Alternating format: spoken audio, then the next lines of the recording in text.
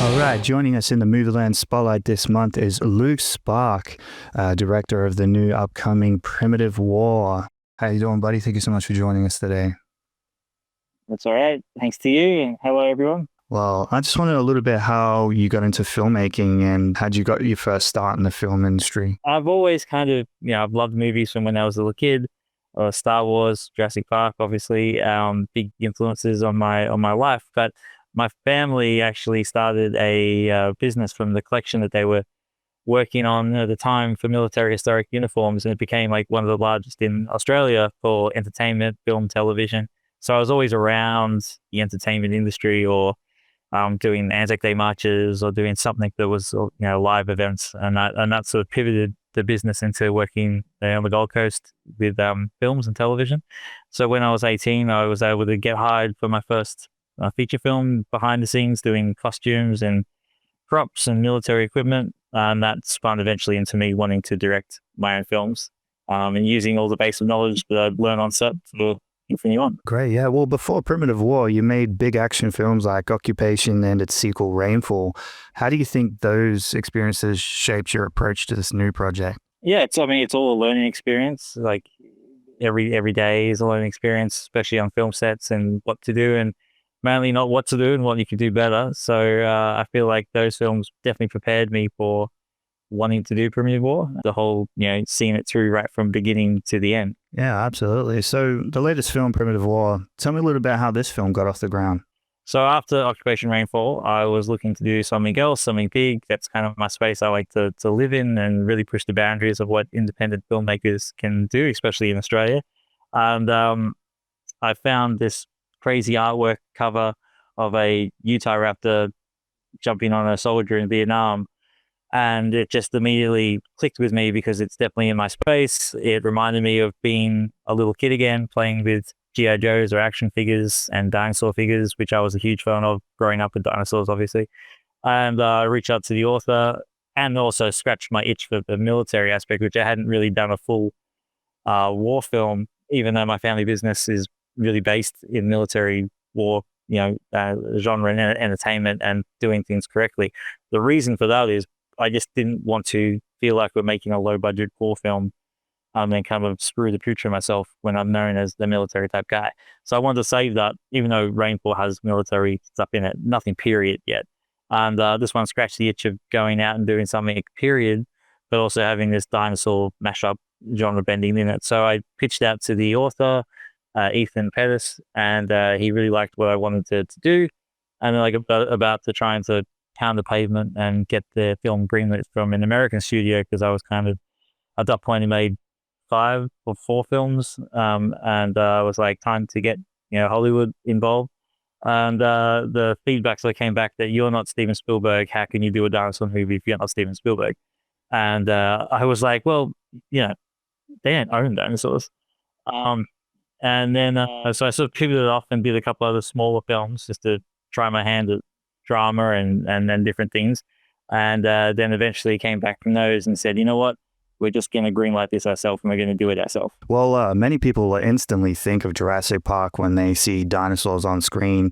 How do you see Primitive War as being different and separating from that universe? Yeah, well, for one, it's set in a different era in the 1960s. But the big difference is I think there's a cohort of people my age, or our age maybe, that grew up with the original Jurassic Park, saw it when they were a kid, and have wanted maybe that franchise to mature as they mature and see something a bit different, which it probably, sometimes does, sometimes maybe doesn't scratch that itch. I can't speak for that, but I feel like there's a definite gap in the market for a R-rated or MA-15 in Australia, but an adult dinosaur film to fill that gap that maybe doesn't get filled enough. So that's the big difference, where it's an adult dinosaur film. It's bloody, it's violent, it's in either war, and it's just top on that. As much as it's got themes in there of PTSD and military stuff, it's also just this really sort of action adventure ride through the jungle, and you go along with them. Yeah, I guess you're right there. Like Jurassic Park's basically a PG pitch to kids film, so it's good to see an upgrade, if you will. And I'm interested to see like what lines get crossed and how crazy more of a horror this could be than a slight thriller. Balancing gritty Vietnam War with sci-fi dinosaur mayhem, that sounds like a great balance. And there's some films that do sideline stuff like that. One that got me excited was the J.J. Abrams Overlord with zombies. That's a great mix there. So I think this film could definitely hit some new waves, and great cast assembled, especially Ryan Kwanten from True Blood, Jeremy Piven from Very Bad Things. Love them too. So what was about these actors that made them the right fit for the Vulture Squad? The casting part's always like super important. A lot of everything is. Everyone always says, music's 50%, acting's 50%. Too many percentages, but it's true that there's a lot that goes into each department. But acting, obviously, if you cast right, it makes it very easy for the shooting experience and the directing experience, because they're already dialed into what they need to do. And I only had like 1 or 2 talks with Ryan, and he was already dialed in with exactly what he needed for this product. And again, being an adult war film, we get to swear, we get to have the military-isms of how soldiers talk to each other when they're on mission. And he really leaned into all that. And he became like the leader of, not just in the movie of the Vulture, artsy Vulture unit, he also became really the leader of the acting unit as well. And he created WhatsApp apps, groups to get the guys in together before even we were in Australia shooting. And he got the crew together, and he was always sort of leading the pack, humping the gear. Really pitched into. We all had to pitch together to make this movie, because it was a really small independent film when we were on set. It doesn't look like it when you watch the trailer, but on set there's only like a handful of people lugging all this gear up the mountains and canyons and that. But Ryan would always lead the pack and be like, "Come on, guys, let's help the crew and let's all help each other out." So he really took that on, and I think it shines through when you see him in the movie. And Jeremy, I was one of the first actors I pitched this to, because in the script there was a very dry military colonel, which we've all seen in movies before. And I thought, well, seeing that we've got the dinosaurs and we've got the military, I add a different texture, but to add someone that can just do something different, not something you expect as a military colonel. And I think he brought that as well to the show. I'm a huge fan of Entourage. And he really brings that sort of mayhem and all that to his character with it. So it was really fun to watch. Yeah, I'm very excited to see it. The film is set in the dense jungles of Vietnam, but it was actually shot in Queensland, Australia. How was it like scouting for those locations down under? Like, was it a bit of a challenge, or? Well, again, I've worked on so many films, and this is all shot in the Gold Coast, subbing for Vietnam. We're lucky that it can sub pretty easily. And I've worked on so many different films behind the scenes in and around the Gold Coast and Queensland, specifically on the Pacific with Steven Spielberg and that. So I kind of already had the down low on where a lot of these great locations are. And I found some new ones that we hadn't seen before, which was always good to throw in. So yeah, it was just luck and knowing the right places to go. So it was a not easy part of it, but definitely something. Even when I write scripts and I know where we're going to shoot it, I even add that into the writing portion. I'm like, and they go around the bend and they see a tree and whatever. And then I get there on the location recce. I'm like, here it is. Here's the bend in the tree. And everyone's like, wow, it's amazing. I'm like, yeah, it's almost like I read it that way. So I kind of already have it in my head of how we're going to do it. Yeah, absolutely. Well, as an Australian director, do you think filmmaking here in Australia brings a unique edge or flavor to your productions? I think so. I think this film has, even though it's set in Vietnam with Americans, I think it definitely has an Australian edge to it that even the Americans are noticing. It's got a bit of that, bit of the Aussie way that we do deal with things, just done in an American, sort of over the top of that, like a skim over the top of it. So yeah, I definitely think it keeps it outside the Hollywood system, which is interesting. Yeah. Well, the dinosaurs are obviously the heart of the film. Can you tell us a bit about the design process, like how you wanted them to look compared to the Hollywood dinosaurs we've seen before? Yeah, it's a good question. So what really grabbed me with this movie was the Utah raptor having the feathers in the comic that I saw and when I read the book. So I wanted to make sure that we did that, and I kind of really just adapted the comic look and did my own design, not my own design, but adapted the look. But I always wanted to have just my little touch of myself in there because, not every day you get to make a dinosaur movie and get to make a mark on cinema. So I want to make sure I've always got my own little touches in there. So the Utahraptor was very, very much like the comic. The Tyrannosaurus Rex in the comic and book had feathers, and then the science has caught up now saying they probably didn't have feathers. Who knows? But with our obviously who knows, right? But with our budget, we decided to go without feathers on it. Otherwise, we still would be probably making the film right now because the feathers take a very long time to do and render and everything else. And we got to have Aaron design look. So we went to the Museum of Natural History in New York and looked at the skeletons of the Rex there. And then there's a certain skeleton head of the Tyrannosaurus Rex in the LA Museum that was very elongated and very long. So we sort of used that as a base because I like that head better. And then we added lips, which the other dinosaur movies doesn't have.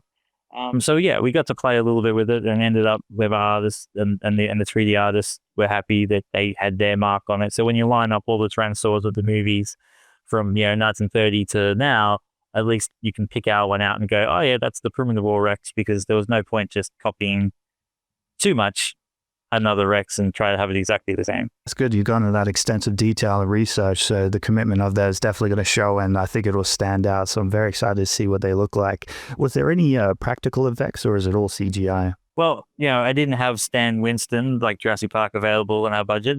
I would have loved to build a full-size T-Rex, but no. So for the bigger dinosaurs, we just didn't do it.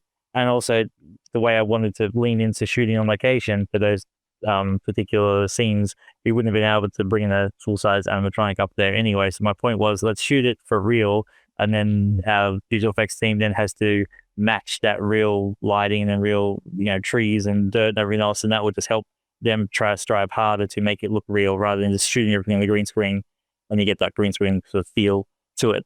The raptors, we did have some puppets on set, so I did manage to get some practical puppets made. And we did have then some people in mocap suits to make sure that when they're interacting with cast and grabbing them and holding them, there was something they could actually work against in that. So I did all the tricks as much as I could to bring it out. Oh, that's great. Well, Jurassic World Rebirth just finished its cinema run just as Primitive War's taken speed. So it's very exciting to see them go head to head together. Yeah, it's I was like 2 weeks into pre-production on Primitive War when they announced that they were making a new Jurassic World, which kind of rocked the production a little bit to be like, not that we're on the same level at all. And I love the Jurassic Park movies. It was just like, oh, I thought Dominion was the last one, and now we're going to step in and do a new dinosaur movie. Now we're going to be kind of like, what's going to happen now? And then it turned out that they were releasing in July, and that's cemented for them for summer. And then we had big discussions on, do we go first? Do we hold? Do we go last? Like how we had huge discussions about what it meant going either side. But I think it's all worked out for the best. And I think they have set the curve for themselves this summer. And so we get to sort of have the second punch at it and let people decide on both rather than us coming first. And then people go, oh, cool. I can't wait for Rebirth though. So I think we get to have sort of the last laugh. Oh, that sounds amazing. So looking ahead, what kind of stories do you want to tell in the future? Do you want to stay in the genre filmmaking or explore some completely different? Well, yeah, I already explored the crime movies. And I think as much as I like doing the small intimate dramas, I'm kind of pretty good at putting together a big spectacle. So not many people can do that. And it's a skill. And so I'll probably stick in that space. Do you see Primitive War being a one-off story, or could it expand into a larger franchise? I would love it to expand to a larger franchise. It's 4 books at the moment from Ethan. And we built all the assets, we built everything now. So I would love to continue that. It really comes down to the audience getting out there and supporting it on the big screen, as quick as everyone can, because it's very hard to get an indie film in cinemas nationwide. It's even harder to keep it there. And a lot of people go, oh, I'll see it later. Don't wait, go and see it. Yeah, 100% agree. The window of movies staying at cinema now is very small, especially for indie. So yeah, 100% agree to get out there, and I'll be there this week to see it. So I'm very excited. What do you hope audiences will take away from Primitive War when they leave the cinema? Look, I hope people take away. Obviously, there's this war aspect and the PTSD a little bit, and this camaraderie that these soldiers have to each other to get through this crazy mashup story. But I think what's coming out from the premiere that I've already done is that it's just, this really, I don't want to say fun because it's war, but it's this really kind of awesome ride that you go on with these guys. And there's, dinosaurs coming at you and a awesome climax. So I just really hope people just have a great time, and it's kind of I made it of what movies are supposed to be for, like the big screen. So go see it. The sound mix is amazing. The effects guys have done, an awesome job for for what we could do with our budget. And I just hope everyone goes out and sees what a independent team, a small team can put together, and sort of go up against Hollywood. Here at Movieland, we love recommending movies. Can you recommend us 6 movies you'd like us to watch? Old, new, sky's the limit. You've probably seen all mine because it's all very mainstream. All my favorite movies. But how about I go 6 movies that? How about I give you 6 movies that I think influence this? They're all my favorite movies anyway. Saving Private Ryan, Platoon, Tears in the Sun. Probably more The Lost World than the first Jurassic Park Lost World. Then The Rock with Sean Connery. Well, it all sounds amazing. I can't wait to see it. Primitive War is in cinemas August 21. Don't wait, run to the cinema and go check it out. Thanks for joining us, and I wish you all the best with Primitive War and all your future work.